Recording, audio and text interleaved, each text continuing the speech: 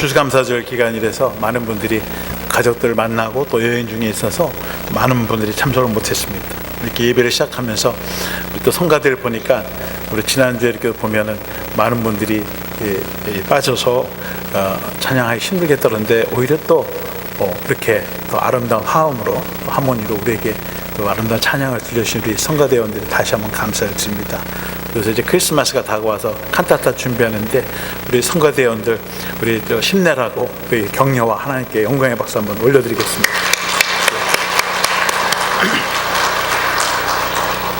우리가 추수감사절 맞이하면서 지난 한 해 동안 하나님께서 우리에게 베풀어 주신 은혜를 생각하면서 하나하나 이렇게 뒤집어 보면 감사하는 조건들도 있지만 또 현재 우리의 상황 자체가 정말 감사할 수 없는 어렵고 힘든 상황에 놓여져 있는 분들도 있습니다.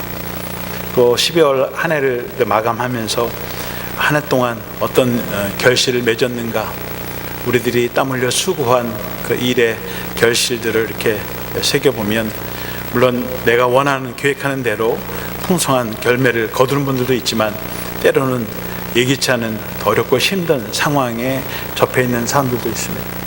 근데 우리의 삶이 항상 우리가 원하는 대로 되면 좋은데 그렇지 않을 때가 있습니다.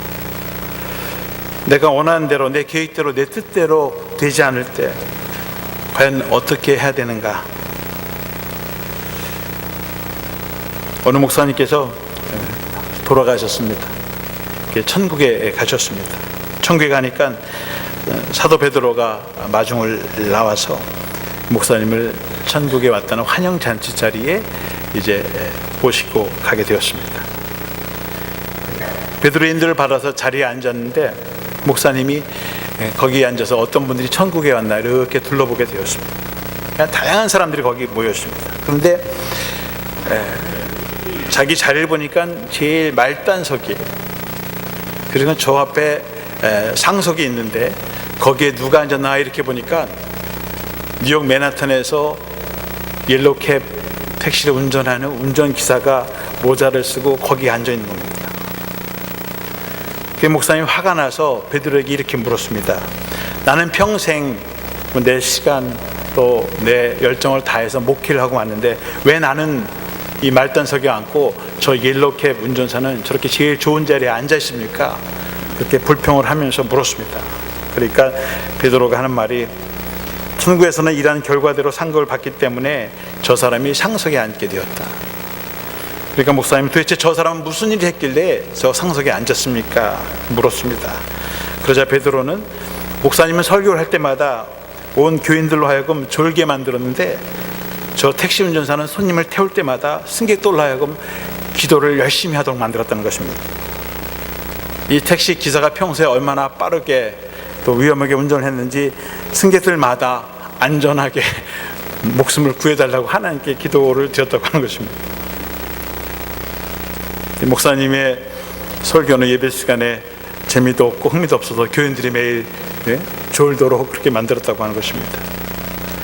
근데 저는 난폭을 운전을 해서 손님들을 기도하게 하는 택시 운전기사가 되기보다는 예배 시간에 평안하게 잠을 주무시도록 만드는 목사가 되기를 원합니다. 하나님께서는 사랑하신 자에게 잠을 주신다고 했으니까 물론 집에서도 편안하게 잠을 잘 수 있지만 잠을 자지 못하는 분이 있으면 교회 와서라도 주님의 품에 안겨서 쉼을 얻고 안식을 얻고 깊은 잠을 자고 또 힘을 얻어 나간다면 그것 또한 하나님의 은혜라고 생각합니다. 때로는 사람의 어떤 일, 결과를 가지고 그 사람의 능력이나 가치를 평가할 때가 있고 또 그런 것으로 인해서 내가 다른 사람에게 판단받을 수도 있습니다. 내 능력이 이 정도밖에 되지 않는가, 나라고 하는 사람이 이 정도의 가치밖에 되지 않는가, 그런 기준을, 세상의 기준을 가지고 우리가 평가를 받고 또 평가하기도 합니다. 오늘 본문에는 바울과 실라가 데살로니가에 가서 복음을 전하는 말씀입니다. 4절에 보면 그 중에 어떤 사람 곧 경건한 헬라인의 큰 무리와 적지 않은 귀부인도 권함을 받고 바울과 실라를 따르니, 바울과 실라가 데살로니가에 가서 열심히 복음을 전했습니다.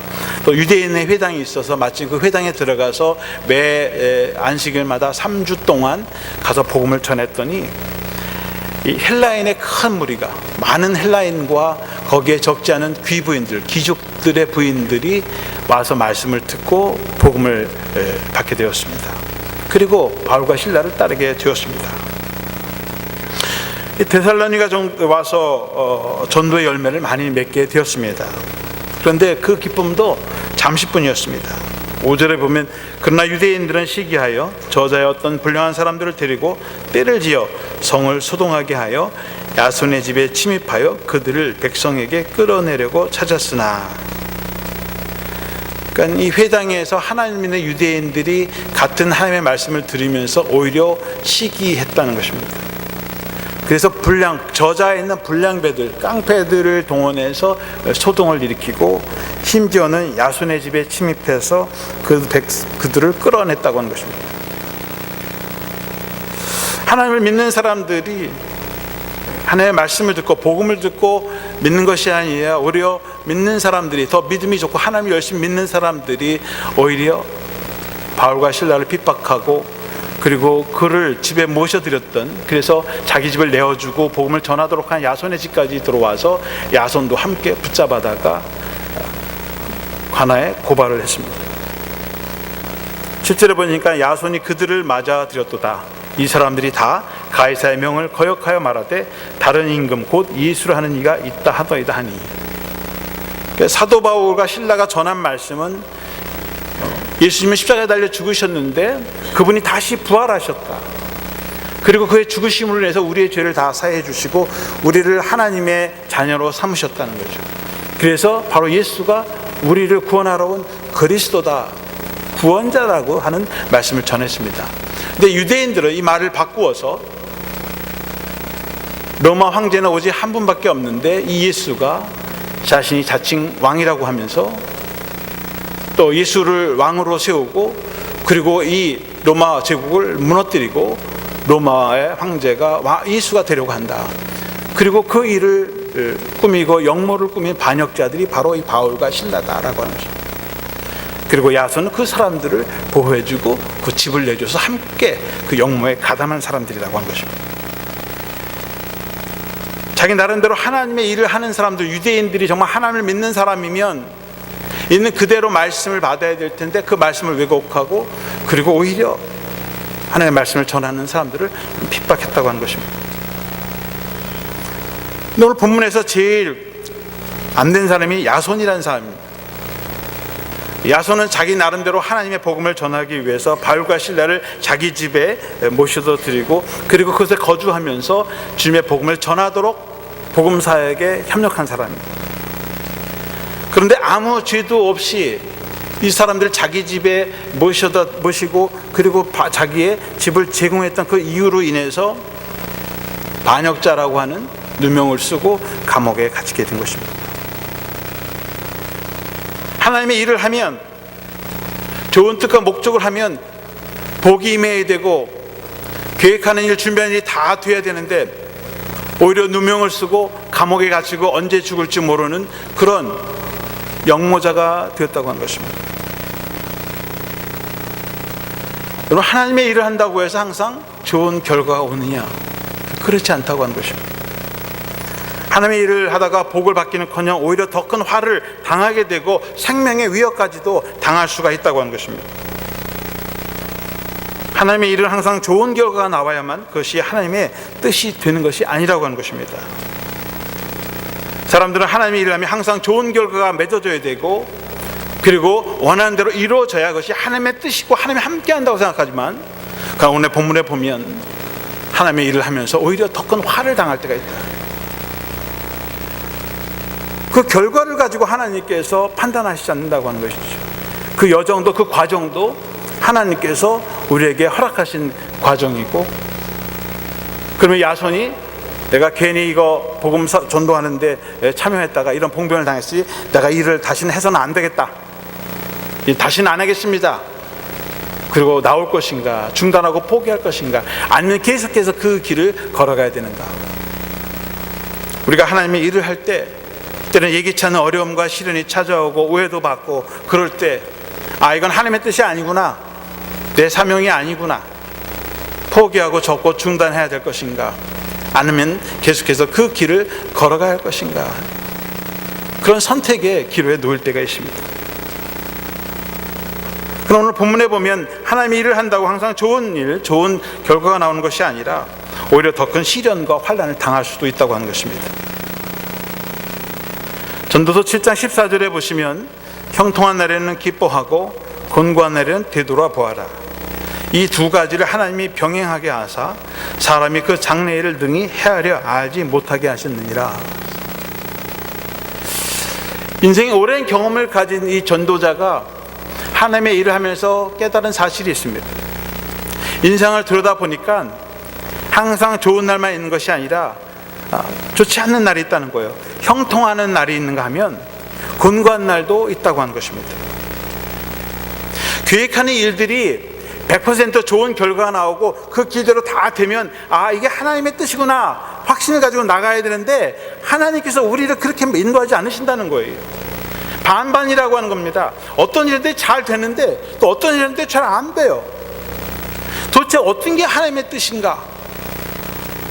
그런 연약성, 그런 불확실성이 하나님의 우리에게 주는, 인간에게 주는 일의 과정이라고 하는 것입니다. 기도할 때마다 하나님께서 계시로 이 길로 가라, 이거 하지 마라, 저기로 가라, 저길로 가라, 매번 그렇게 확신을 주면 얼마나 좋겠어요. 근데 하나님은 우리를 그렇게 만들지 않으신다는 겁니다. 50-50. 그래서 형통한 날이 올 때에는 기뻐하면서 감사하고 찬양하면서 기쁘게 그 길을 걸어가라고 하는 것입니다.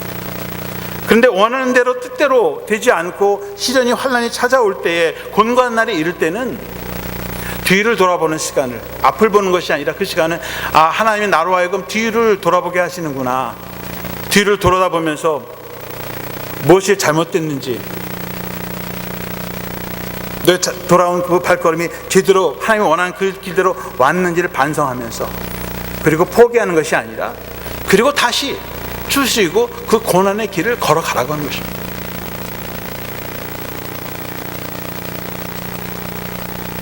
시련과 환난이 찾아올 때 이게 하나님의 뜻이 아니구나, 내 계획과 내 뜻대로 되지 않았으니까 포기하고 중단하는 것이 아니라, 그곳에서 계속해서 그 길을 걸어가라고 하는 것입니다. 오늘 본문에 보면 그렇게 할 때 하나님께서는 피할 길을 주신다는 것입니다. 9절에 보니까 야손과 그 나머지 사람들에게 보석금을 받고 놓아주니라. 야손과 형제들이 감옥에 갇히게 되었습니다. 그런데 보석금을 내고 나왔어요. 석방이 됐습니다. 당장 어려운 일이 생기고 환난이 찾아와도 하나님은 우리에게 피할 길을 주신다고 하는 거예요. 감옥에 갇혀서 언제 죽을지도 모르는 그런 삶의 위기가 있지만 하나님께서 지혜를 주셔서 보석금을 내고 나와서 또 자유의 몸이 돼서 계속 그 길을 걸어갈 수 있도록 우리에게 피할 방법을 주신다고 하는 것입니다. 고린도전서 10장 13절에 보면 사람이 감당할 시험 밖에는 너희가 당한 것이 없나니 오직 하나님은 미쁘사 너희가 감당하지 못할 시험 당함을 허락하지 아니하시고 시험 당할 즈음에 또한 피할 길을 내사 너희로 능히 감당하게 하시느니라. 그러니까 우리에게 시험이 찾아오고 시련이 찾아올 때 하나님은 시험을 아예 안 주시는 게 아니라 우리에게 시험을 주신다는 거예요. 우리가 감당할 수 있기 때문에 그 정도의 시험을 주신다고 하는 것입니다. 감당해야 할 만큼의 시험이기 때문에 그걸 감당하면 되는 거예요. 그리고 정신 들면 하나님께서 피할 길도 주신다는 거예요. 그래서 하나님은 우리에게 어떤 시련과 어려움이 찾아와도 그 길을 걸어가게 하신 하나님이시라고 하는 것입니다. 많은 분들이 시련과 고난이 찾아오면 그것을 넘어가지 못하고 중단하는 경향이 있습니다. 그런데 그것을 넘어서서 가게 되면 또 다른 차원의 믿음의 경지에 들어가게 되고 이제까지 또 경험해보지 못한 또 다른 하나님의 은혜의 시간 속에 들어가게 된다고 하는 것입니다. 우리의 믿음이 한 단계 더 성숙해지는, 그곳에서 하나님의 더 큰 영광과 은혜를 체험하는 그런 은혜를 체험하게 된다고 하는 것입니다. 고난이 찾아올 때 그냥 돌파하라고 하는 것입니다. 그래서 하나님은 새로운 길을 열어주시고 더 좋은 결과를 얻을 수 있는 기회를 제공해 주신다고 하는 것입니다. 보석금을 나온 이 야손과 또 믿음의 형제들이 거기서 중단하지 않고 베레아로 갑니다. 밤중에 데살로니가에 있는 형제들이 이 바울과 실라를 베레아로 보냅니다. 11절에 보니까 베레아에 있는 사람들은 데살로니가에 있는 사람들보다 더 너그러워서 간절한 마음으로 말씀을 받고 이것이 그런가 하여 날마다 성경을 상고함으로 그 중에 믿는 사람이 많고 또 헬라의 기부인과 남자가 적지 아니하나. 그러니까 데살로니가의 전도를 접고 하나님께서 베레아라고 하는 그곳으로 인도해 주셨을 때 거기 있는 사람들은 더 마음이 너그럽고 말씀을 간절히 사모하는 사람들이어서 더 많은 헬라인들과 또 귀족들이 복음을 받았다고 하는 것입니다. 그러니까 하나님의 일을 할 때에 어려움이 찾아오고 시련이 찾아오는데 그것을 뛰어넘어서 가게 되면 거기에 하나님께서 더 좋은 기회들, 더 많은 열매들을 맺을 수 있도록 길을 예비해 놓고 계시다고 하는 것입니다. 그런 믿음을 가지고 나아가야 하는 것입니다. 그래서 그러한 하나님의 더 놀라운 계획, 섭리가 있다는 것을 믿고 우리가 그 어려운 기간들을 이겨내서 뛰어넘어야 합니다. 하나님의 일을 하는 사람들은 사명에 대한 확신을 가져야 됩니다. 시련과 환난이 찾아올 때 우리를 붙잡아 주는 것은 여러분 사명입니다. 13절 말씀해 보면 데살로니가에 있는 유대인들은 바울이 하나님의 말씀을 베레아에서도 전하는 줄 알고 거기도 가서 무리를 움직여 소동하게 하거늘. 베레아에서 말씀을 전해서 이번에 더 많은 사람들이 예수님을 믿게 되는데 또 이것이 사실을 알고 이 데살로니가에 있는 유대인들이 또 베레아까지 찾아서 또 방해를 합니다. 아니 하나님이 함께 하시면 이 방해물들, 장애물들을 다 제거해야 되는 거 아닙니까? 왜 자꾸 이렇게 계속 괴롭히는 거예요? 여러분, 하나님의 일을 하는 사람들은 하나님의 일을 하는 동안 끊임없이 영적인 세력들이, 방해자들이 우리의 앞길을 가로막고 우리가 하는 일을 막아요. 그렇지만 사도 바울과 실라는 포기하지 않고 끝까지 주님의 복음을 전하는 그 길을 걸어갑니다. 14절에 보면 형제들이 곧 바울을 내보내어 바다까지 가게 하되 실라와 디모데는 아직 거기 머물더라. 이제 바울이 위협인물이니까 먼저 바울을 몰래 피해서 바다까지 이제 다른 곳으로 보내려고 피신을 시켰습니다. 그런데 실라와 디모데는 아직 베레아에 있어서 거기서 자신의 사명의 자리를 지키면서 하나님의 말씀을 증거했다고 하는 것입니다.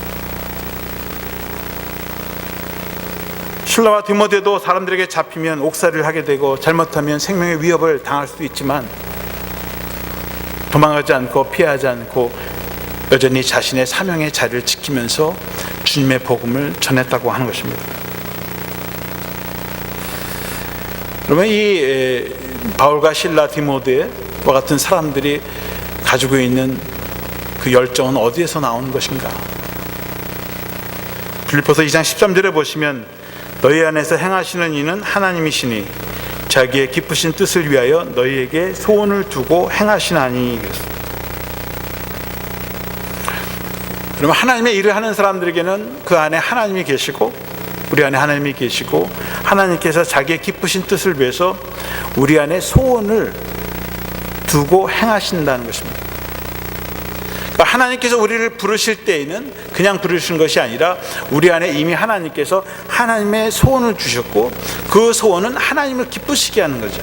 하나님을 기쁘시게 하는 그 뜻을 위해서 우리에게 소원을 주셨는데 바로 그 소원이 다른 말로 하면 비전인 것이고 그 소원을 품고 있는 것이 바로 사명감이라고 하는 것입니다.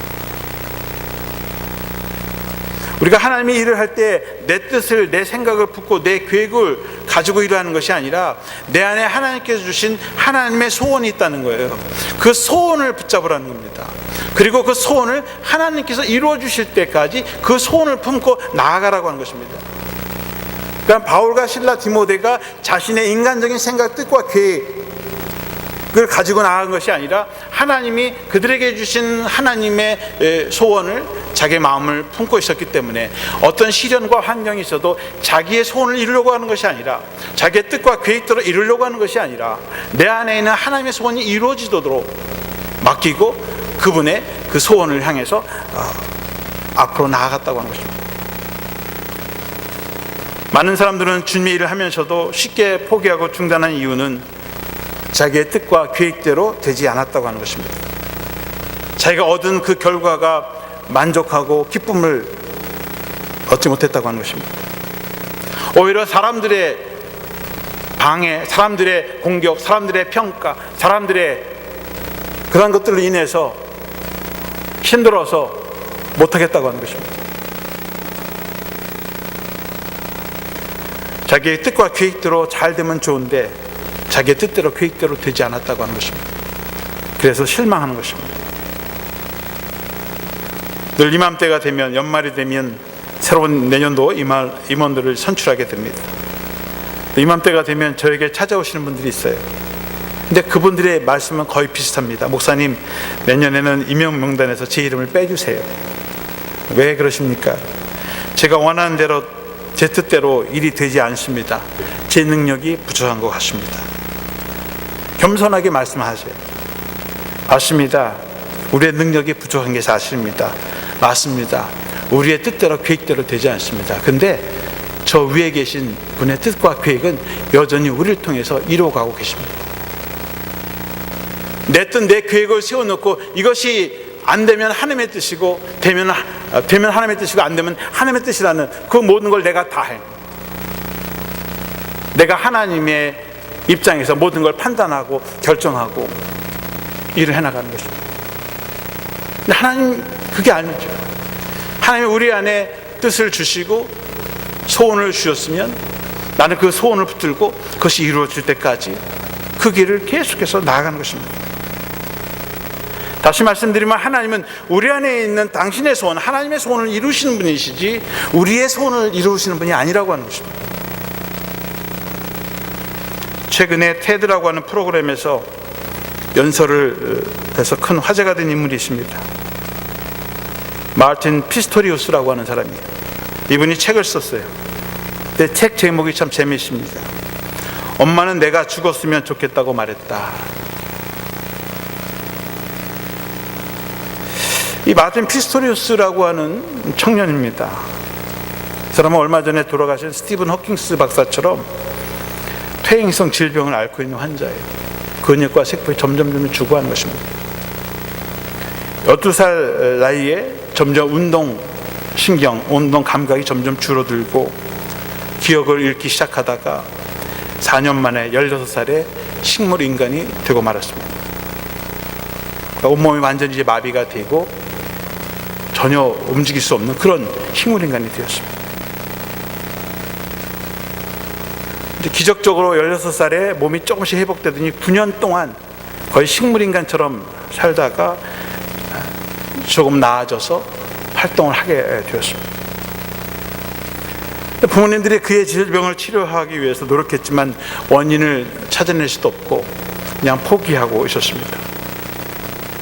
아이의 병 치료를 하면서 가세는 점점 기울어지고 병원에서 이제 가망이 없으니까 집에 데리고 가서 그냥 케어하라고. 집에 아이 침대에 누워놓고 또 간병인 와서 아이 가끔 들여다보고 그렇게 시간을 보내고 있는데 이 아이에게는 조금씩 의식이 이제 돌아오기 시작해서 들리기도 하고 보이긴 하지만 몸을 전혀 움직일 수가 없네요. 말도 할 수 없고. 근데 어느 날 아버지 어머니가 자기 침대 옆에서 심하게 다툽니다. 심하게 다투네 아버지가 욕설을 퍼붓고 방을 나갑니다. 그 어머니가 너무나 힘드니까 그리고선 이 누워있는 마틴 아들을 보면서 이렇게 말합니다. 네가 죽었으면 좋겠어요. 네가 죽어야 해. 네가 죽어야 우리도 살아. 마틴 엄마가 그렇게 말하는 순간 온 세상이 아득하게만 느껴졌다고 그렇게 기록하고 있습니다. 자기 아들이 듣지 못한다고 말을 했는데요, 마틴은 다 그걸 듣고 있었던 것입니다. 마틴은 이렇게 고백합니다. 그날 나는 엄마가 말한 대로 다 해주고 싶었다. 차라리 나도 죽었으면 좋겠다. 근데 죽을 수가 없는 거예요. 아무것도 할 수 없는 거예요.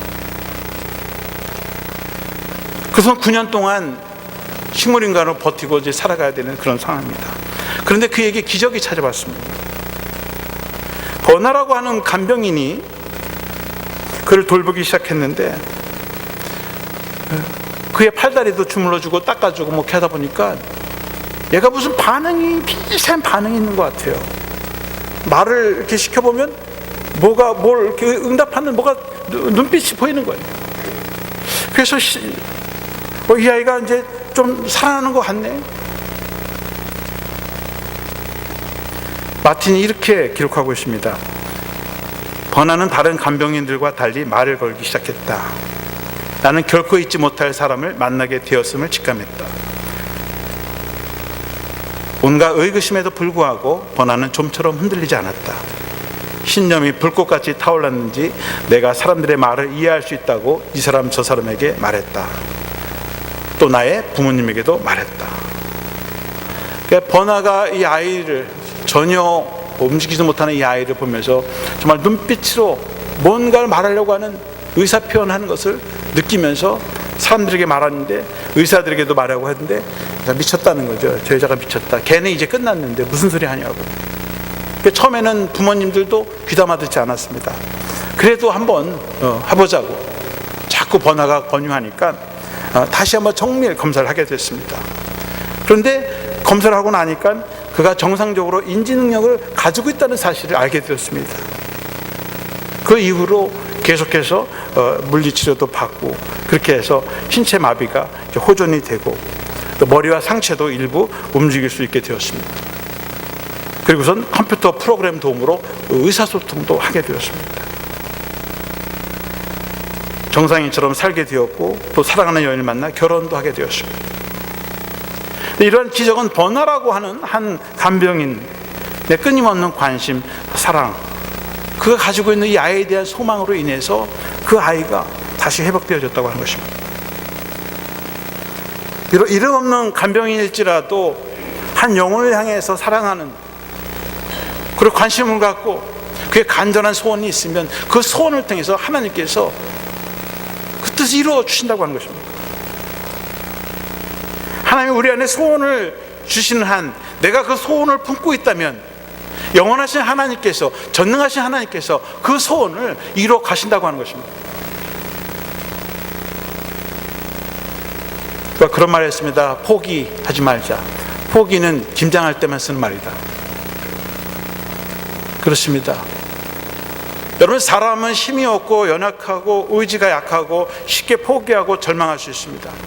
그런데 하나님이 우리에게 소원을 품고 있고 우리가 그 소원을 가지고 있다면 하나님은 여전히 우리를 통해서 일하고 계십니다.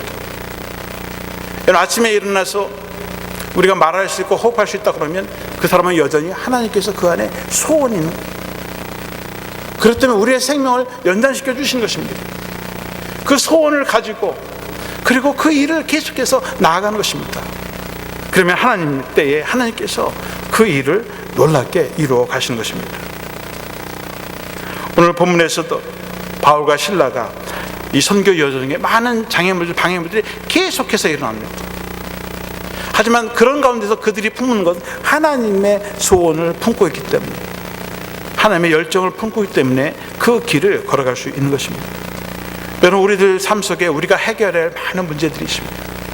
그러나 그런 환경만 보고 절망하고 중단하고 포기하는 것이 아니라 하나님께서 나에게 주시는 하나님의 그 소원을 통해서 우리 끝까지 걸어가 나갈 때에 하나님께서 그 소원을 이루시고 또 우리를 통해서 하나님의 역사를 이루시는 줄로 믿습니다.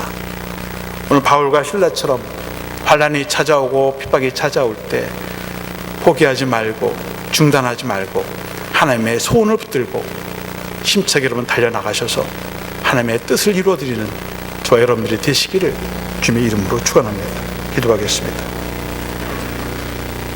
우리의 생명이 되시고 소망이 되시는 여호와 아버지 하나님, 바울과 실라가 데살로니가에 가서 복음을 전할 때 또 유대인들의 반대 또 그들의 모략으로 인해서 전도 사업이 실패되고 또 야손이 주의 종들을 도와줬던 이유로 인해서 감옥에 갇히는 봉변을 당하게 되었습니다.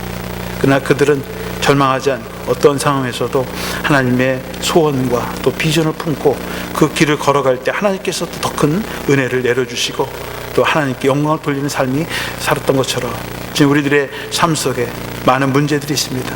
그러나 그 환경 또 시련 환난을 보고 절망하는 것이 아니라 우리 안에 주시는 그 하나님의 소원을 품고 심차게 나아갈 수 있도록 힘과 능력을 베풀어 주시옵소서.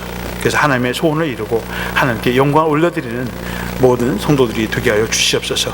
믿사옵고 우리 주 예수 그리스도 이름으로 기도하옵나이다. 아멘.